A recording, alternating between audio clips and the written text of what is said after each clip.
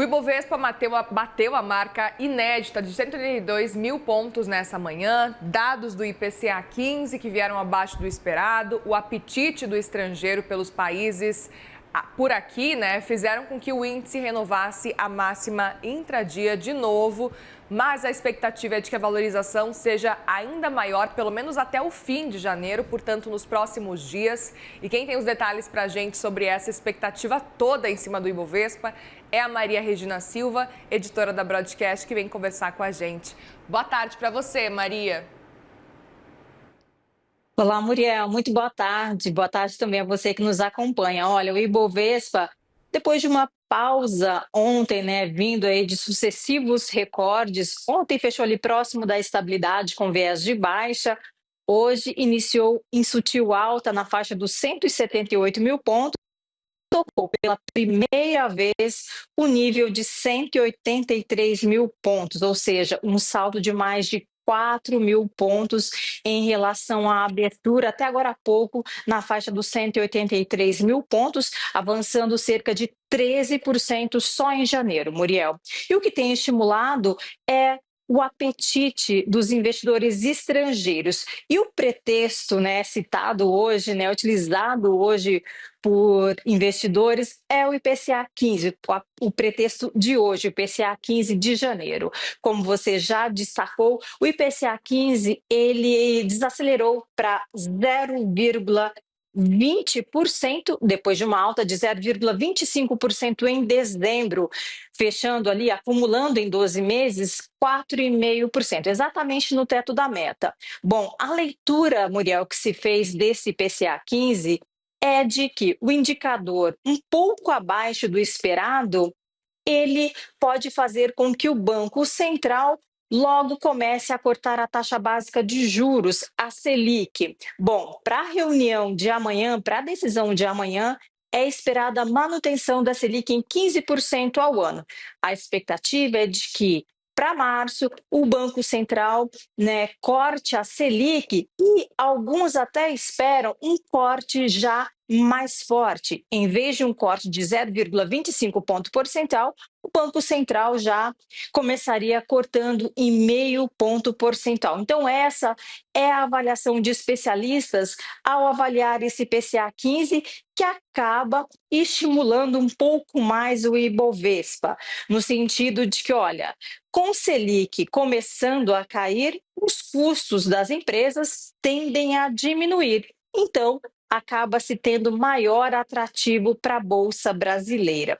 Um outro ponto que continua estimulando o apetite por risco por aqui é que as incertezas internacionais, sobretudo as envolvendo Estados Unidos, provocadas pelo presidente norte-americano Donald Trump, recentemente Trump tem mantido bastante pressão ali para adquirir a Groenlândia, e tem também ali aquele caso lá atrás com relação à Venezuela. Tudo isso, tem também, acrescento aqui, a pressão do presidente dos Estados Unidos sobre o Fed, o Banco Central norte-americano. Então, tudo isso acaba fazendo com que o investidor fique ainda mais incerto com relação à dinâmica dessa política norte-americana. Dessa forma, ocorre-se o que os especialistas falam, Muriel, que é o processo de rotação de carteiras, Investidores deixam ou acabam colocando menos recursos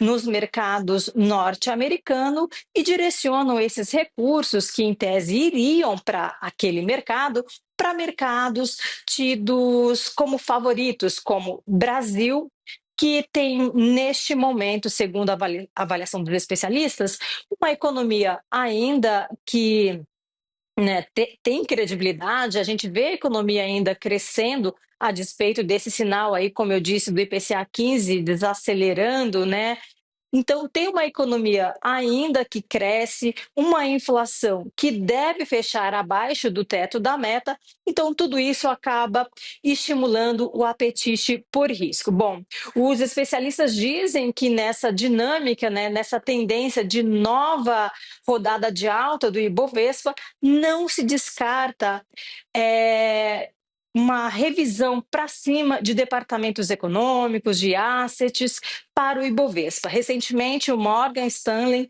estimou o Ibovespa indo a 200 mil pontos. Lá no final do ano passado, o Asa Investments deu start ao estimar Ibovespa na faixa dos 300 mil pontos em 2 anos. Então, a expectativa é de que, diante desse otimismo renovado, as instituições alterem, né, elevem suas expectativas para o Ibovespa. A expectativa, Muriel, é de que o índice ainda tenha espaço para avançar mais, pelo menos até abril, quando serão definidos os nomes dos candidatos que concorrerão à presidência da República neste ano, nas eleições, nas eleições de outubro. Um outro ponto mencionado pelos analistas, como destacou hoje, por exemplo, em nota, o economista da Garantias Capital, André Perfeito, é de que a bolsa, né, é uma bolsa, sobretudo,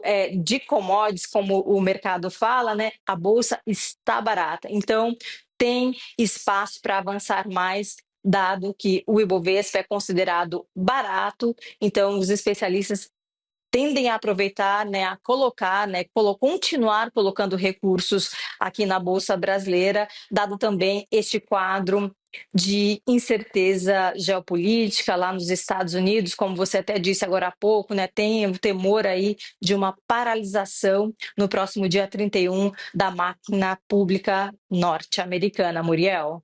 Maria, e é interessante essa sua previsão e pela apuração que você traz para a gente, super importante, como que o mercado está prevendo esse desempenho do Ibovespa. Eu queria justamente entender um pouco e queria ouvir pelo que você tem apurado, a expectativa em torno de um segundo semestre, ou pelo menos a partir de abril, quando os nomes de eleição já estiverem definidos. Porque aí a gente sabe que talvez a tendência é de que tudo se misture, aí a volatilidade aumenta e aí talvez a gente não sabe nem projetar o que vai acontecer com o Ibovespa a partir, principalmente, de abril. Imagina segundo semestre.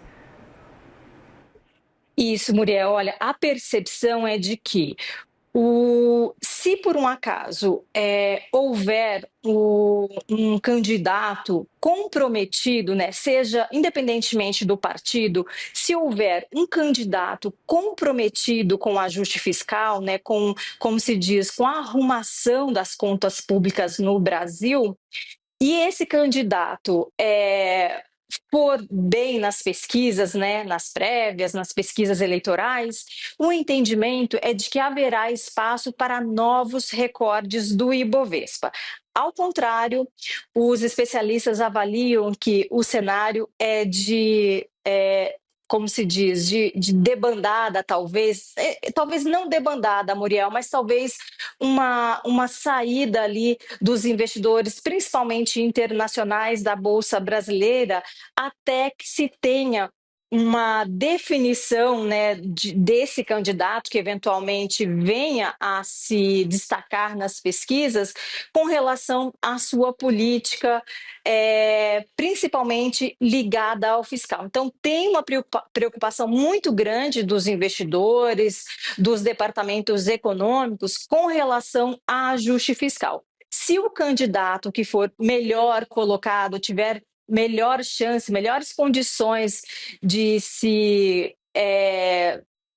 de ganhar o pleito de 2026 para a presidência da República, tiver esse compromisso, aí o Ibovespa pode sim ter novos saltos aí no segundo semestre. Não sei se eu esclareci, Muriel, tudo bem? Claro, esclareceu super bem, Maria. Te agradeço, viu, pelas informações. A gente vai ter que acompanhar realmente o que vai acontecer, porque a gente sabe que até o investimento estrangeiro, assim como chega muito rápido, ele também sai muito rápido, dependendo de qualquer possibilidade aí de estresse, de volatilidade.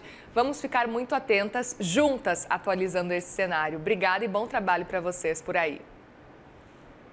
Um abraço, tchau, tchau. Um abraço.